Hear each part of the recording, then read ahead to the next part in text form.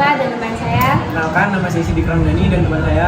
Perkenalkan, nama saya Ina Berna Pratama dan di sebelah saya. Perkenalkan, nama saya Jessica Saputri. Di sini kami dari kelompok 4 akan membacakan materi tentang ketenagakerjaan. Di sini saya akan membacakan pokok pembahasan ketenagakerjaan. Konsep ketenagakerjaan diantaranya tenaga kerja, angkatan kerja, bukan angkatan kerja, dan masalah ketenagakerjaan. Adapun jenis tenaga kerja yaitu tenaga kerja terdidik dan tenaga kerja terlatih, kesempatan kerja dan masalah ketenagakerjaan, dan juga sistem upah dan contoh-contohnya. Di sini saya akan menjelaskan tentang konsep ketenagakerjaan. Menurut Undang-Undang Nomor 13 Tahun 2003 tentang Ketenagakerjaan, ketenagakerjaan adalah segala hal yang berhubungan dengan tenaga kerja pada waktu sebelum, selama, dan sesudah masa kerja. Konsep ketenagakerjaan yang pertama adalah tenaga kerja. Tenaga kerja adalah setiap orang yang mampu melakukan pekerjaan guna menghasilkan barang atau jasa, baik memenuhi kebutuhan sendiri maupun untuk masyarakat. Saya di sini akan menjelaskan tentang konsep ketenagaan yang kedua, yaitu angkatan kerja. Menurut International Labour Organization atau ILO, angkatan kerja adalah penduduk usia kerja yang bekerja dan yang sedang mencari pekerjaan atau menganggur. Angkatan kerja sering juga disebut sebagai penduduk yang aktif secara ekonomi, economically active population. Sejalan dengan ILO, menurut Badan Pusat Statistik atau BPS, penduduk yang termasuk angkatan kerja adalah penduduk usia kerja 15 tahun ke atas, yang bekerja atau punya pekerjaan sementara tidak bekerja, dan pengangguran. Konsep ketenagakerjaan yang ketiga adalah bukan angkatan kerja.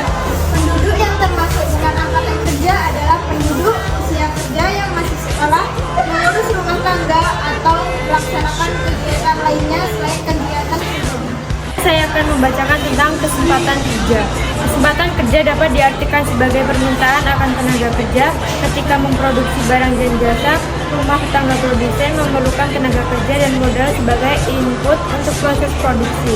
Permintaan tenaga kerja adalah prinsip ekonomi yang berasal dari pemerintah untuk output perusahaan. Jika permintaan terhadap output barang dan jasa perusahaan meningkat, perusahaan akan membutuhkan lebih banyak tenaga kerja sehingga akan mempekerjakan lebih banyak tenaga kerja. Maka perusahaan akan membutuhkan lebih sedikit tenaga kerja sehingga permintaan tenaga kerja akan turun. Dampaknya adalah perusahaan dapat melakukan pemutusan hubungan tenaga kerja (PHK). Baik, di sini saya akan membacakan masalah ketenagakerjaan. Masalah dalam ketenagakerjaan berkaitan tentang bagaimana tenaga kerja mendapatkan hak dan menjalankan kewajiban. Indonesia yang memiliki jumlah masyarakat yang banyak tentunya memunculkan masalah ketenagakerjaan yang beragam, mulai dari rendahnya kualitas tenaga kerja, tingginya penawaran tenaga kerja, hingga masalah kesehatan dan keselamatan tenaga kerja. Baik, saya akan membacakan materi selanjutnya, yaitu sistem upah. Sistem upah adalah prosedur dan strategi untuk menentukan imbalan berupa upah yang diterima oleh pekerja. Terdapat 6 macam sistem upah. Yang pertama, sistem upah satuan waktu. Sistem upah satuan waktu berarti upah dibayarkan berdasarkan lamanya jam kerja seperti per jam, per hari, per minggu, atau per bulan. Semakin banyak jam kerja, maka semakin besar upah yang diterima. Sedangkan sistem upah yang paling umum digunakan oleh perusahaan Indonesia adalah sistem upah per bulan. Kelebihan dari sistem upah satuan waktu adalah pegawai tahu secara pasti nominal upah yang ia terima. Sistem upah yang kedua adalah satuan hasil upah ditentukan oleh capaian hasil kerja, seperti jumlah hasil produksi yang tercapai. Contohnya, seorang buruh pabrik bekerja memasang kancing dengan upah Rp500 per kancing. Semakin banyak kancing yang terpasang, maka upah yang didapat semakin besar.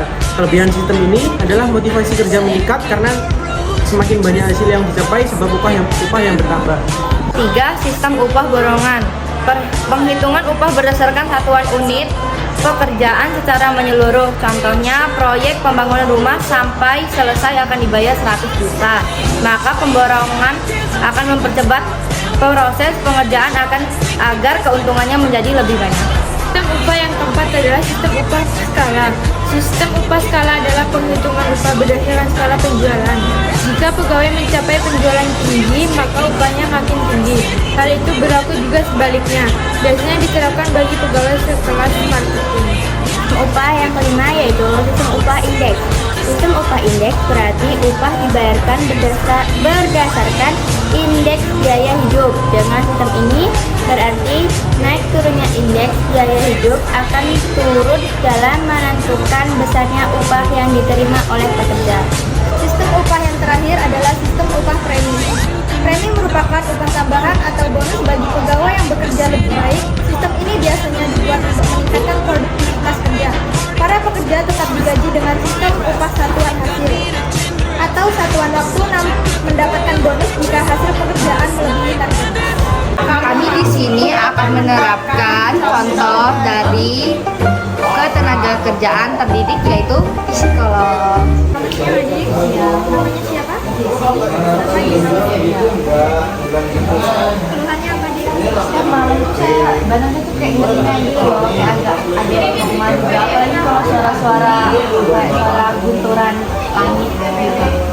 Terus juga kayak kadang kalau tidur suka mimpiin yang aneh-aneh kayak dikejar tahu kan ya, dikejar hantu atau dikejar apa. Kami di sini akan menerapkan contoh ketenaga kerjaan terlatih yaitu tukang pijit. Assalamualaikum Bu.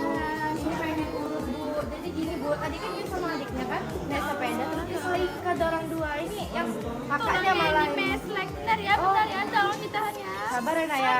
Sakit. Bentar Nak. Ibu. Udah. Pelan-pelan Bu, kasihan Bu. Ini bayar tulangnya patah apa gimana Bu? Amputasi. Iya enggak, ini dibenerin aja enggak apa-apa. Bagaimana Bu?